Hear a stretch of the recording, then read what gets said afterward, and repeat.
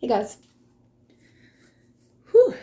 So, I know this is not my usual style, but I've been working a lot in the mornings, so I don't really have time to get camera ready, but still want to do tarot for y'all. So, this is how we're doing it.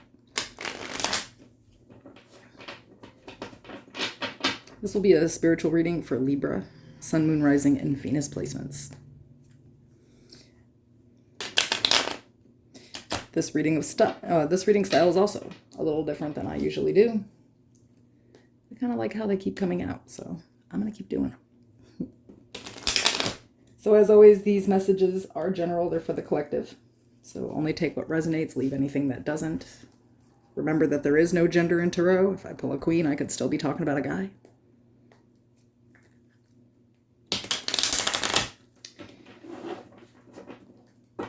Make sure to like the video, subscribe to the channel if you have not.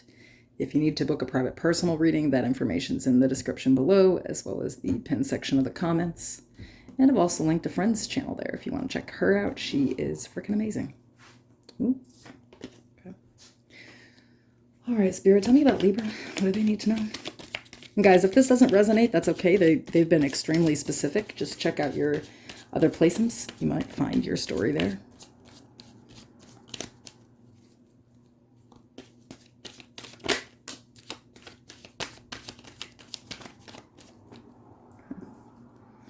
So your overall energy here is the Hanged Man. We have the Ace of Pentacles, the Three of Cups, Temperance, the Page of Cups,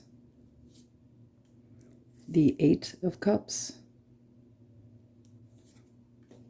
the Ace of Wands, the High Priestess, the Nine of Pentacles, the Six of Cups, and the Magician.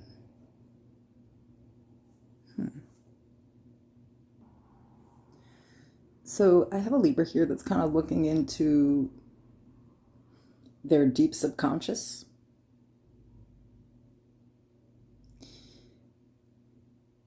I feel like there's been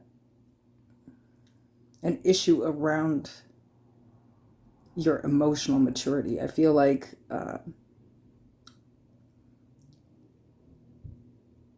something with your childhood here has made you sort of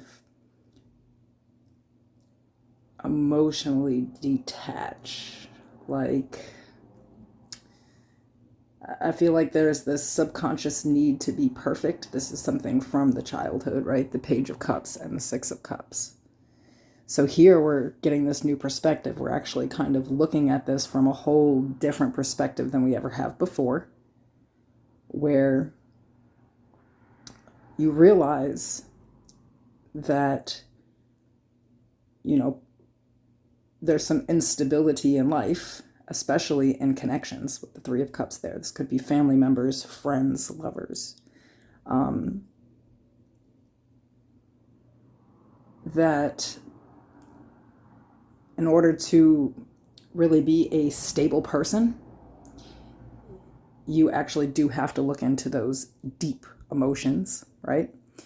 And also somewhere in those emotions is where all of this passion and this creativity is. And so basically, what I have here is someone who in their childhood was kind of expected to be almost perfect with the Nine of Pentacles, to be hyper independent, to be able to do everything by themselves, to wake up every day and just be perfect. And that expectation has led you down a really rocky road, where either you have no emotion at all to a situation, or you seem to come off maybe emotionally immature, where, you know, maybe you can be a little fiery. I feel like you've exchanged any sadness or emotions that you feel are weak for rage. Just to throw it out there. So I feel like there's this deep healing with kind of learning that, you know, this is all from childhood, and kind of where to redirect that energy.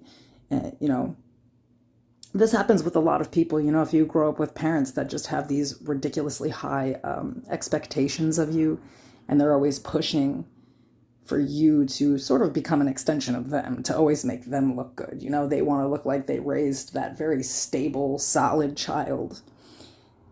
Well, that's hogwash. Not all of us are that, and there is nothing wrong with that. Some people are deeply emotional, but I feel like the problem here is that we've cut the emotion off for so long, and maybe for most of our lives, to the point that we don't really understand our emotions. I'm not looking at a person whose emotions are in check. We're looking at a person where if they show emotion at all, it's very childlike. You could be very innocent and naive when it comes to love connections. There could be this deep fear that if you're not perfect, people will leave you, because the Eight of Cups is very much about abandonment. And maybe that was like a fear in your childhood, that if you didn't become this perfect person and kind of set your emotions to the side and just be stable and creative and overwhelmingly perfect, that you would possibly even just be abandoned by the family, or you may even feel like you were abandoned by the family because, you always had this emotional disrupt in the perfection here, So I feel like there's, now the opportunity to change that aspect of yourself because you recognize it's there, but it's not an easy change. This is a deep subconscious thing.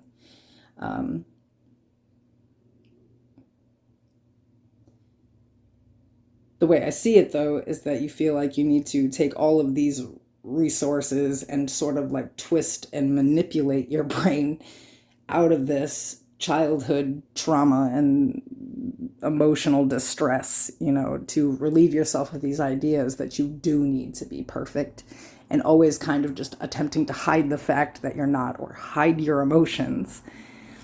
So I feel like the first thing that you're kind of trying to do here is forgive the people who need to be forgiven, and to forgive yourself, which is kind of that first step emotionally to kind of get back to this vulnerable state and be able to actually look at your emotions so that you can be in control of them instead of them in control of you. So I feel like your main priority here, one, is that you recognize that your feelings are like this, and that sometimes it's not correct. It could be more kind of like a projecting energy towards people because, again, you're waking up feeling like you're just not meeting the mark, So I feel you recognizing that aspect of yourself and trying to like deeply apologize to people that you feel deserve that apology, and to kind of try to make those connections stable again, but with this new information.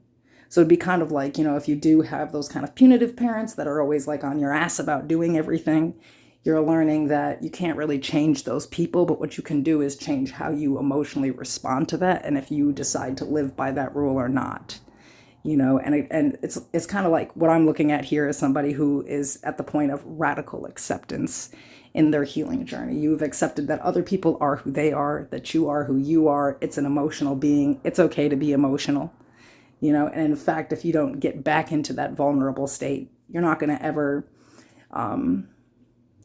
meet your divine purpose, because your creativity is blocked because you're not going into your emotions, which is where everybody's creativity is. Now, once this is all in check, once you can get back into those emotions, then we have this magician energy, which has given me alchemy, pain to power. And it very much is like that. It's like, instead of attempting to manipulate everyone around you and yourself into believing that you're something that you're not, you started manipulating energy and understanding things for what they were so that you had something solid to work with here. So I feel like, I'm just looking at a Libra who is about to just pull all of their shit together and stop caring what other people think about them for the first time in their life. And this is going to be very deeply healing. But it takes a lot of intelligence to get here. And I feel like the point here is that we're learning how to be also emotionally intelligent and emotionally available to people. which really is not a learned behavior in life. That's not what we were taught. So it does look a little challenging, but I see absolute optimism. Some of you may have this high priestess type of energy in your life, be it like a counselor or just like a really good friend that puts things into perspective for you. They kind of have like the like hidden knowledge that you need. You know, I feel like, you know, something here is, there's like a combination between someone who knows their stuff and someone who's learning it. And, you know, it's like maybe you couldn't figure out before this aspect of yourself that was missing, and someone sort of, you know, got you to go into that deep psyche and kind of look at this. And now it's like a whole new life because you finally understand yourself and why things have always been like this. But then there's that full acceptance of the self, who you really are, not who you decided at like 7 you absolutely had to be. And if you didn't make that, you were just never going to be shit, right? So this is actually really deeply profound and life-changing. And for whoever this is for, I'm really proud of you. All right, I'll see you guys soon.